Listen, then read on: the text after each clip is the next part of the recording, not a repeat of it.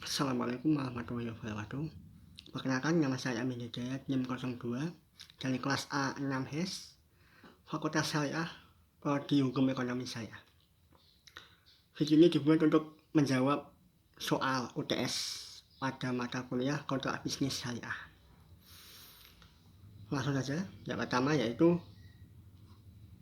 sebagai seorang kontrak drafter, hal apa saja yang perlu diperhatikan dalam menyusun sebuah kontrak.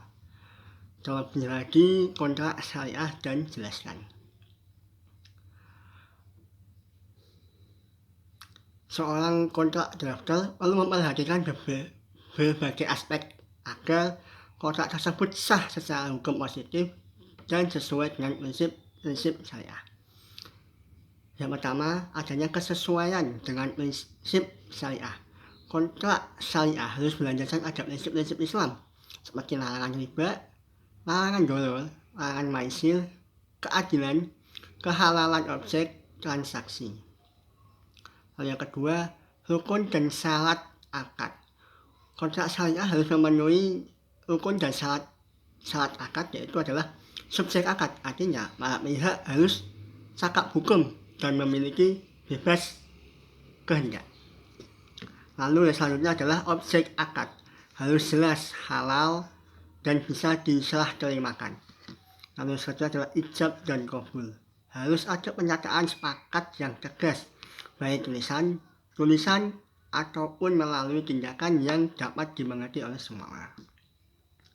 Yang selanjutnya adalah maqasid al-syariah, artinya tujuan kontrak harus selaras dengan tujuan syariah seperti menjaga agama, jiwa, akal, keturunan, dan harta, dan sebagainya. Lalu yang ketiga, kepastian hukum dan kepastian syariah. Kontrak harus ditulis secara rinci, terstruktur, dan dapat dipertanggungjawabkan, baik secara hukum negara maupun hukum Islam. Hal tersebut untuk menghindari sengketa di kemudian hari.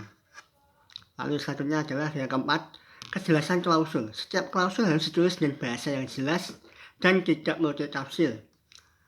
Selain itu, mencakup hak dan kewajiban para pihak, lalu membuat ketentuan mengenai penyelesaian sengketa, misalnya melalui badan arbitrase syariah nasional ataupun pengadilan agama. Lalu yang kelima adalah dokumentasi dan bukti. Kontrak harus terdokumentasi dengan baik dan ditandatangani oleh pihak serta saksi jika perlu, untuk memastikan keabsahan akad dalam konteks fikih, muamalah, dan hukum positif. Lalu yang selanjutnya atau yang terakhir, keenam, konsultasikan dengan ahli.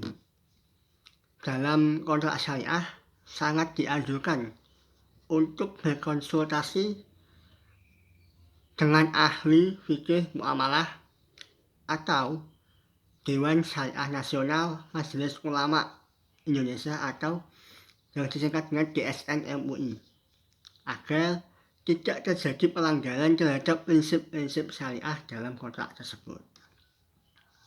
Lalu soal yang kedua, langkah-langkah strategis apa yang seharusnya Anda ambil dalam kapasitas sebagai seorang kontrak drafter untuk merespon persoalan ini? Soalannya jadi soal nomor 2. Sebagai kontrak drafter yang ikut menyusun kontrak masalah yang ada soal, ketika terjadi perselisihan penafsiran klausul, adanya peran strategis dalam membantu penyelesaian secara objektif dan profesional, yaitu sebagai berikut. Yang pertama, menjadi pihak yang netral dan profesional. Artinya, saya tidak memihak pada salah satu pihak.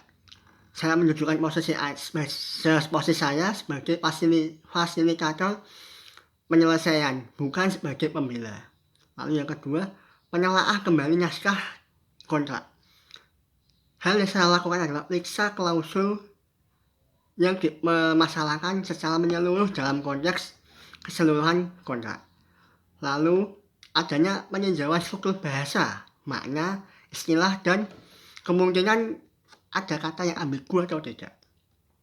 Lalu yang selanjutnya adalah mengkaji maksud awal para pihak. Kembali ke intensi awal saat penyusunan kontrak. Lalu yang selanjutnya adalah Jika tersedia, buka dokumen pendukung seperti mind of meeting draft awal atau korespondensi selama proses negosiasi. Lalu yang selanjutnya adalah saya menggunakan prinsip penafsiran kontrak. Artinya, jika penafsiran masih tidak sejalan, gunakan prinsip-prinsip umum dalam penafsiran kontrak seperti penafsiran sistematis, penafsiran gramatikal, penafsiran historis, penafsiran syariah jika kontrak syariah. Lalu yang selanjutnya adalah saya memfasilitasi media internal. Saya itu mengajak para pihak untuk mediasi dan mencari solusi bersama-sama untuk damai. Dan saya menawarkan draft addendum atau klarifikasi tertulis atau klausul yang bermasalah. Setelah itu baru saya dokumentasikan hasil klarifikasi apapun hasil mediasi ataupun kesepakatan ulang didokumentasikan secara resmi sebagai addendum atau pernyataan bersama yang ditandatangani oleh para pihak. Lalu yang ketiga yaitu adalah apakah Anda pahami tentang governing law atau choice of law dan choice of forum.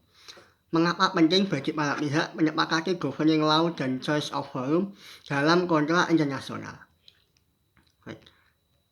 Menurut saya, governing law dan choice of forum adalah dua klausul penting dalam kontrak internasional yang menentukan aspek hukum dan yurisdiksi jika terjadi sengketa antar pihak dari berbagai negara. Governing law atau choice of law artinya ketentuan dalam kontrak yang menyebutkan hukum negara mana yang akan digunakan untuk menafsirkan atau menjalankan atau menyelesaikan sengketa kontrak tersebut. Fungsinya yaitu adalah memberikan kepastian hukum bagi para pihak, lalu menghindari kebingungan dalam menafsirkan isi kontrak, lalu yang terakhir adalah menghindari perbedaan prinsip hukum antar negara atau conflict of law. Lalu yang kedua adalah choice of forum. Artinya adalah ketentuan yang menyatakan lembaga mana atau pengadilan mana yang berwenang menyelesaikan sengketa dari kontrak tersebut. Bisa berupa pengadilan umum di negara tertentu ataupun arbitrase internasional. Fungsinya choice of law adalah memberikan kepastian tempat dan cara penyelesaian sengketa. Lalu menghindari forum shopping atau pihak memilih pengadilan yang paling menguntungkan bagi pihak mereka. Lalu menyesuaikan dengan kecepatan, biaya, dan keahlian forum yang dipilih. Mengapa penting dalam kontrak internasional? Karena kontrak melibatkan pihak dari negara yang berbeda. Maka sistem hukum yang berlaku bisa berbeda secara signifikan. Selain sistem hukum yang berbeda, perbedaan bahasa, budaya, hukum, dan prosedur bisa menimbulkan ambiguitas dalam sengketa tersebut. Jika tidak ditentukan, maka sengketa bisa berlarut karena perselisihan soal yurisdiksi dan hukum mana yang digunakan. Selain itu, memberikan kepastian hukum, efisiensi, dan perlindungan kepentingan hukum bagi para pihak.